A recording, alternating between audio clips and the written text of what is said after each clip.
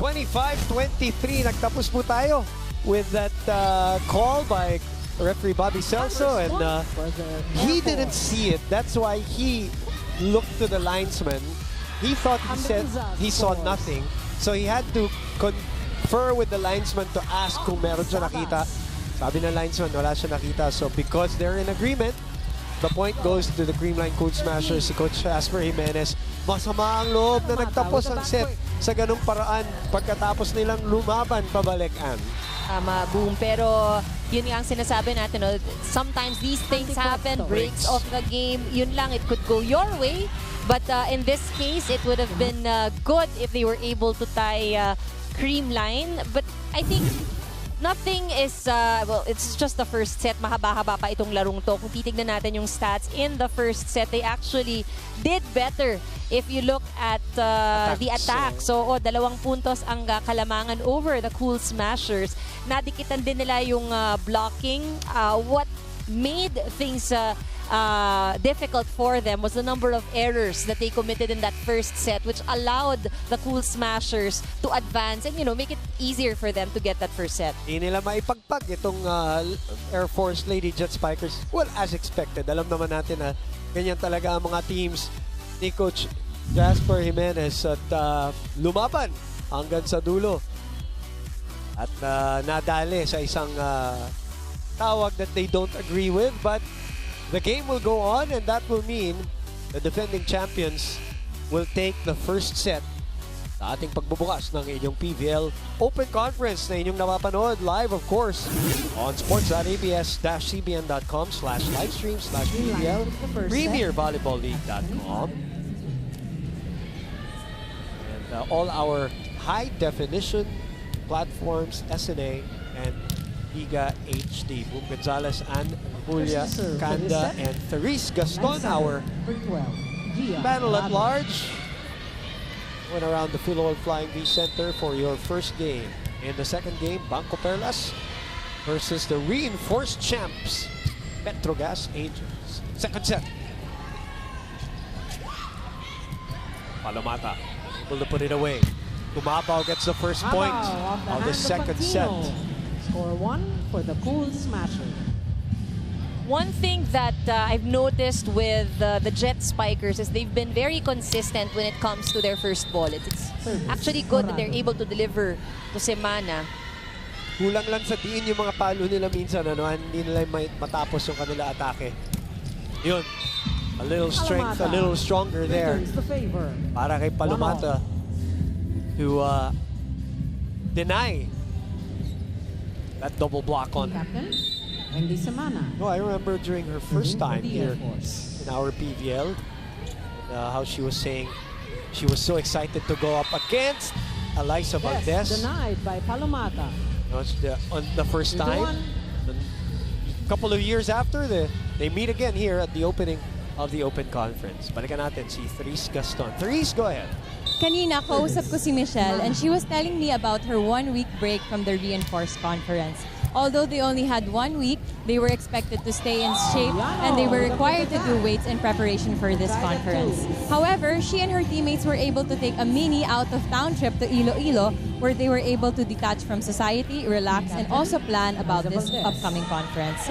Michelle tells me that their preparation last conference was different, and now nakapag-training pa sila ng mas maayos and eased back into Coach Ty's system.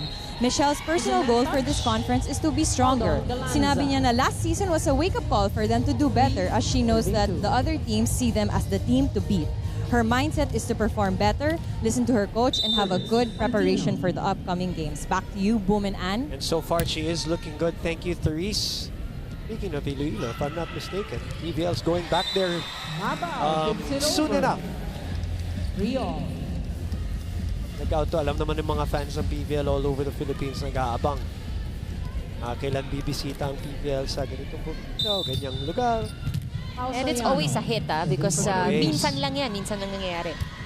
Lakas ng mga palo ni Galanza, says Dixon. This is, of course, on Twitter. And ito, nangangamoy player of the game. Yan na, si Gemma Galanza. Go Creamline.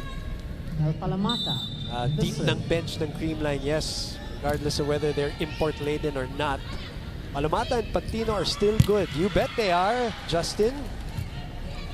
Hashtag PVL 2019 PVL Open Conference ABS-CBN Sports. And it's nice to see Gemma back in the starting lineup now that the imports are not included, no? Sabas will go cross-court pero nakailalim sa A little bola. too wide. Ito yung Side at kailangan 4. alagaan ng Lady Jet Spikers because it's a struggle if you have to play catch-up with Cool Smashers. If they can make sure that they don't allow Creamline to get a big lead, it's gonna be better for them. Michelle Gumabao serving for Green. Like you said, receiving well, setting well, it's the finish. Like in that case, hindi nila may tapos. Sabas babawi.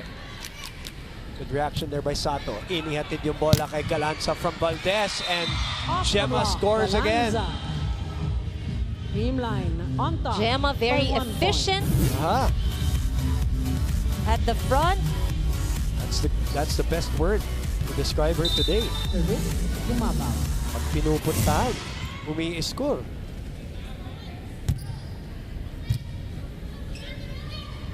Back set, Caballero. Gets the score on off Gemma. The hand of Galanza. We're tied at 5. And you're right, Boom. Ano? It's the force on the attack of Air Force that we're looking for. Although they are able to score, talagang dinadaan sa talino, dinadaan sa gulang para makakuha ng puntos. Serving 5. Sato getting the point back though. And that perfect connection. There's another thing I'm also seeing kanina. Pao Soriano scoring also. So may ka-alternate din ito si Sato. Pagdating dyan sa mga palo sa gitna. Before Sato came around, of course, Pao Soriano, the #1 middle attacker dyan sa Adamson University. That's why the fans love this open conference eh. Lalabas talaga yung mga laro at ang mga galing 6-all. ng ating mga local players na namimiss ng ating mga PVL fans. As Sabas will go back serving 6-all. Then Sabas. Serving for the Air Force. Ayan na naman si Sato, but this time it is wide. But you see the timing though, no, Ann? And you see a very good connection between Morado and Sato. What we have yet to see is Eliza Valdez in action here in this game. Mabugso-bugso. On cue. On cue. Request daw, request. Oh, request. Request granted. Pao Tied at Soriano 7. comes back in for Atienza. So Sato will serve. That means Soriano will be their middle attacker with Eliza Valdez flying Gasato. dun sa open side. Balmaceda, Pantino, ganda ng palo, ganda rin ng dig. Semana, balik kay Mean. And Panpan gets the score of Morado. And this time, Air Force with a 1-point lead going into the technical timeout. Inside the Philoy Flying V Center, the Creamline Cool Smashers with a 1-set lead over the Air Force Lady Jet Spikers. The returning Lady Jet Spikers, DJ Jimmy. The DJ for our first game. There will be days where we will have a triple header, by the way, sa ating PVL para busog na busog ang ating PVL fans. Angel, antipuesto. This Wednesday, Ball is out. we will have games at 2, 4, and 6 p.m. Sulit Approximately. ang panonood ng yun. fans. Via Morado serving for 8-all.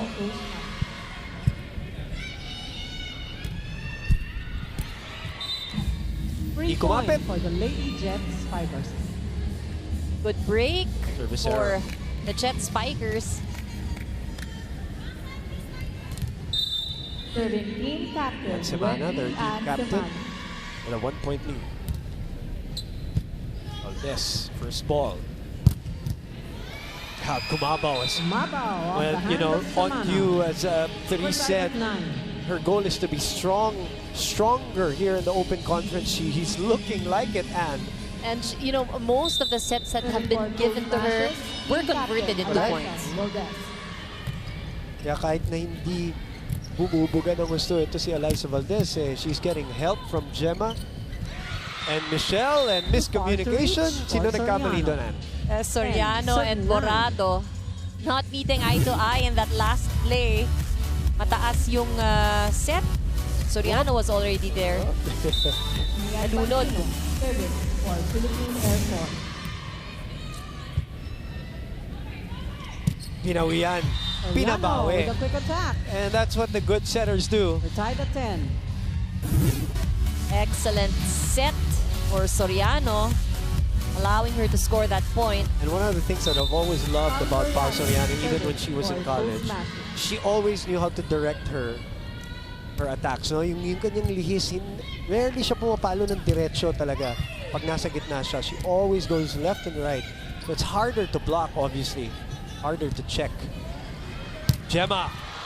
Galanza with a well-placed shot.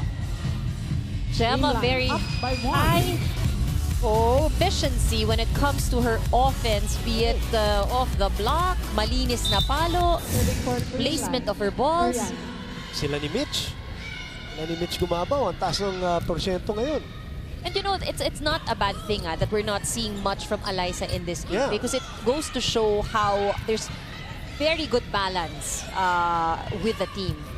Oh, we've said it so many times, this team can form two teams between themselves. Malalim pa yung ano nito, yung bench. Andiyan pa sila Kyle Negrito, andiyan pa sila Melissa Gohing, andiyan pa si Heather Ginoo. These are top players from their respective teams. Marcas is there. Celine Domingo is there. Come on now. It's two teams. Or two teams against each other. It's Palomata. Palomata off the hand of On Valdez. top of the 11, blockers. serving 12. And yet, with all of that, Air Force has been toe-to-toe with Creamline dito sa ating laban kahit nung unang set. Cases is here. Joy Cases pumasok. Binigyan kaagad ni Caballero. It's really that finish and that we don't see. We haven't seen a lot of dito sa Air Force. Galanza finds the opening and Galanza scores again. Tama yung isang nag-tweet sa atin. Naghahabol ng best player. Itong si Gemma Galanza. Well, hindi niya hinahabol pero she is playing like it right now. So much focus in really getting a point. Miss na rin niya siguro yung maglaro ng full games talaga. Maganda yung gutom no? Yung may gutom, may halong gutom ang laro. Morado, open, Galanza na naman, Balmaceda, pops it up, chance ball. Quick naman dito kay Sato, and this is the variety of a Gia Morado. This is the ability of their best setter. That last play wasn't the best of Risa Sato's hits to Mama sa net, but nonetheless, it is a point for them. Like, pinamay naman yung kanyang tuwa. Never a dull moment.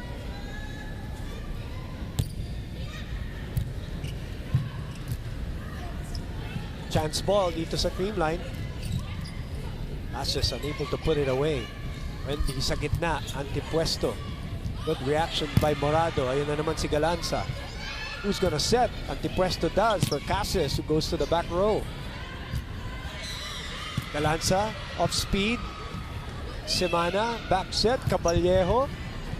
Long rally here, and Sato miscalculated. She's probably thinking, what was I thinking?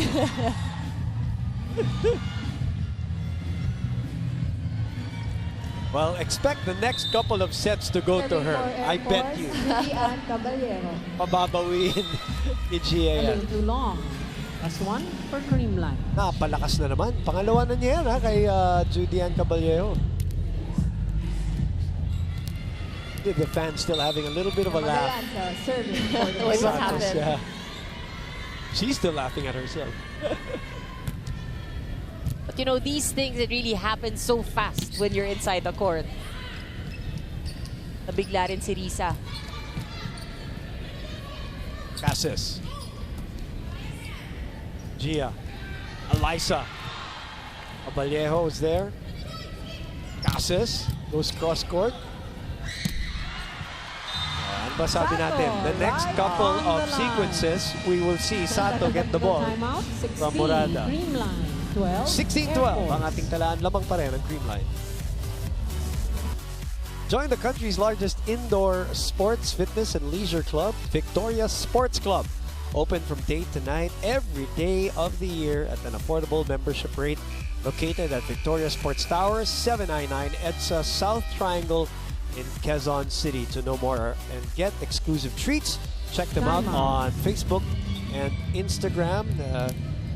If you missed out on the new Open Conference PVL OBB, well, dun po sinut ang ating OBB. So mamaya abangan yan bago sa ating second game.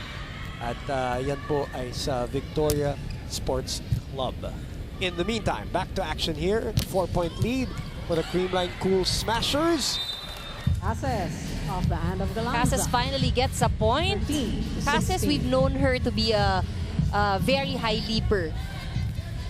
Yan ang kanyang signature. 4-point lead was also the biggest lead in the first set for the Creamline Cool Smashers. They don't need back-to-back yan. Caballero and Cassis. Which was the same thing that happened earlier. It was not Cassis, pero naka-back-to-back. I am surprised by that number, Ann. 7 out of... It is possible because maraming sets na nakukuha si Gemma. But again... I would think she would be in the 50s. It sure looks like it, but regardless, she is still the #1 scorer here. Iusap lang po, pakipatay ang flash ng ating mga camera. Salamat po. It's a 3-point lead. Ipwesto naman na may pagkakataon dito mag-serve. Over-receive. Semana unable to put it away. So Valdez will try her hand. Caballero napaatras. And that will be 4 touches. Good try by these ladies, but it's not gonna cross. 14. Gia will serve. Another 4-point lead para sa Creamline Cool Smashers in the opening game of our Open Conference.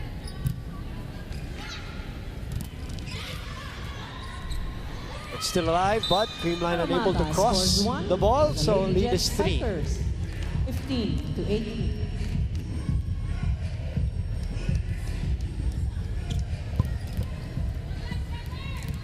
Sibana getting ready to serve for the Jet Spikers. Good floater.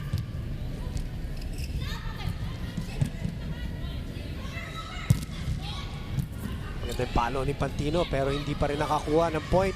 Valdez! Na-wrong foot si Caballero who was trying to run for coverage but nakita ni Valdez so binalik niya doon yung bola kung saan galing si Judiana. These are like things that you see in the game, Hannah. You know, the smarter players and the players who can stay in the air also. Yes, that's the thing I was gonna say.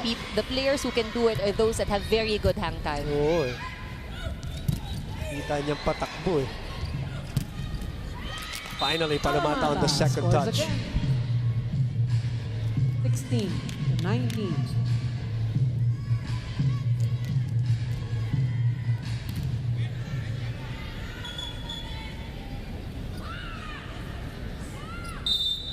So, Serving for Air Force. the lead is now down to 3. And Mayan, Pantino with the serve, gumabaw.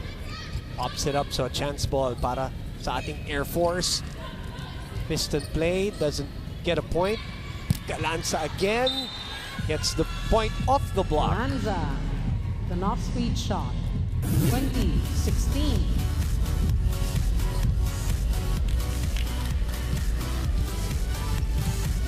Another 4-point lead. For the Cool Sorry, Smashers, check foul, that. Soriano. 5-point lead was the biggest lead in the first set.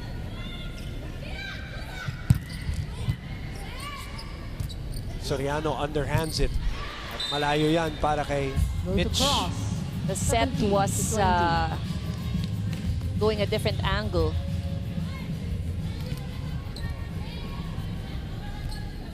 The Air Force has to make their move here. Actually, they should take advantage when they're seeing that Creamline is committing some errors here and there. Its lead is down to 2. Ball is out. Yeah, they have to make it here. 18. This is around the point where they made their move in the first set also. They just need to act quickly on it and take advantage. Pinabawi si Over the Michelle. block. Gumabaw. At bawing-bawi 21 because that was a 18. clean shot from Gumabaw. Substitution. And Coach Creamline. Tai will send in Kyle Negrito 7 to out, serve. 1. Negrito in. And 12 Phil out. Cayetano is Cayetano also there. The front line, of course, Kyle will be doing the setting in this sequence. Timeout will be Lady called by Jets Coach Jasper Spikers. Jimenez. Score, 18. Air Force. 21. Creamline. Tatlong natin, tapat-tapat. Okay, nakatago pero may play yon. Especially yung gumabaw. Tinatago nila dito pero dapat tapatan. Huwag mo iiwan. Okay, sa magandang receive lang tayo. Okay, tapang lang ha. Alam ko, nag-iinit pa lang kayo. Ha? Okay, idikit natin, idikit natin. Ha? Bigyan natin ng magandang laban. Ha? Yung first ball natin, maganda na. Okay, yung depensa na lang natin sa taas. Okay, ha? Ha? Ha? Diyosa ha? There you go, bawi, bawi, bawi, bawi. 3 points up for the Cool Smashers here in So it's a set number 3-point 2. lead. They'll at the Timeout service by zone. Coach Jasper. Let's see if it The service produces a zone, point. Number 1. Kyle Negrito.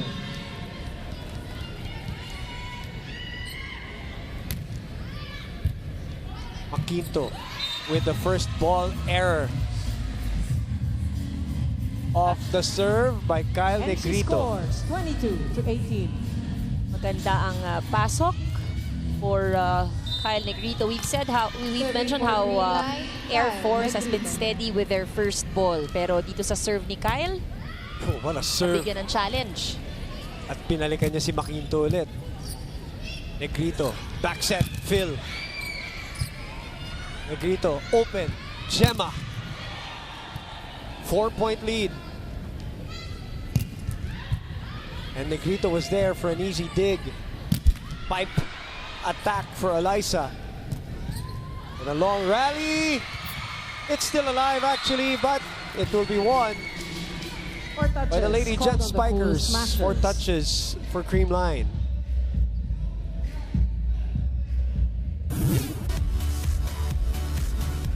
Cassius was the one with the credit for that point. Oh, is wide. Well read Not by Cayetano. the best Ball is time out, 23. for a 19. service error for Zaza Cabalsa. The Jet Spikers not taking advantage of Timeout, this Lady Jet lapse Spikers. from the Cool Smashers. Yung adjustment natin, ha? Pasok lang. Ha? Naghahabol tayo eh. Okay. So yung kumpiyansa natin, balik natin. Okay. Kailangan mo igalaw yung paa mo. Hindi pwede antayin yung bola. Kailangan salubungin natin yung bola. Huwag natin antayin, ha? Okay.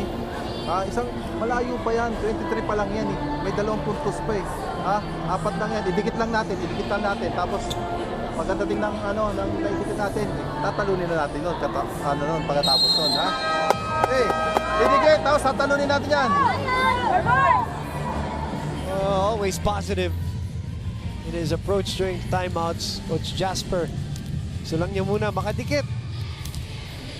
Which is what they did in that first set. Remember, Ann, they really had a chance in that one. Looking for a tie, 24 all. Only to end in a call reversed. Maquinto, Cases, Atienza, Negrito. A great approach by Eliza Valdez. Puts the Cool Smashers has not been at set point advantage. needed to carry the load today for the Creamline Cool Smashers.